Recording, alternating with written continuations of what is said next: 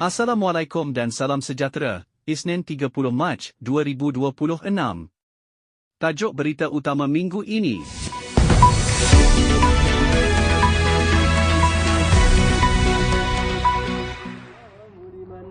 Berita selanjutnya, Persatuan dalam Penubuhan iaitu Sejakawan Sahabat Al-Falah Kampung Batu 12, kapar dengan nama singkatan iaitu PSA akan tetap terus komited dalam melaksanakan agenda untuk ahli-ahli persatuan. Menurut pengerusinya iaitu mantan Nazir Masjid Badariah, Zulkifli Ayub dipetik berkata, kejayaan program bulan Ramadan seperti program Gotong Royong Bubur Lambuk, Gotong Royong Kacau Dodol, Takbir Raya Aidilfitri dan Baraan Raya menunjukkan kejayaan sesebuah program itu akan terbukti dengan komitmen ahli-ahli dan jawatankuasa yang berterusan.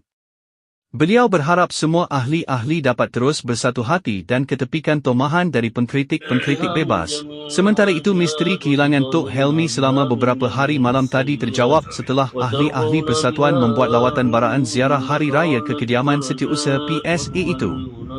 Kesihatan Tok Helmi Rosli agak merosot dengan semput dan demam selama beberapa hari. Dalam pertemuan malam tadi dengan pengurusan tertinggi NGO PSA menegaskan agar Tok Helmi kembali aktif selepas benar-benar sihat.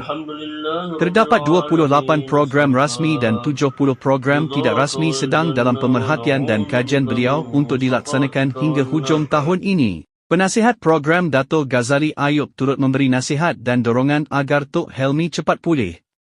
Sementara itu, Pawang Batu 12 iaitu Encik Razak Aikik yang turut hadir malam tadi, beliau telah memagar seluruh kediaman Tok Helmi Rosli dengan pacak langit 7 penjuru bagi memastikan tiada anasir atau gangguan mistik dari individu yang tak bertanggungjawab.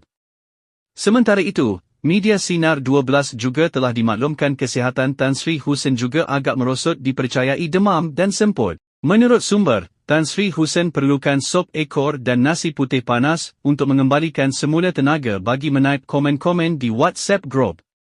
Sama-samalah kita doakan agar Tan Sri Husin Abdullah terus sihat dan aktif semula. Semangat Aidilfitri terus membara. Terima kasih kepada keluarga Pak Hamid yang sudi membuat rumah terbuka baru-baru ini.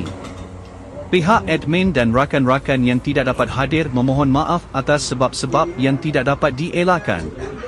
Sekian, berita dari kami untuk anda dari Buletin Sinar 12. Keceriaan Syawal, keceriaan kita bersama. Salam Aidilfitri dan jumpa lagi.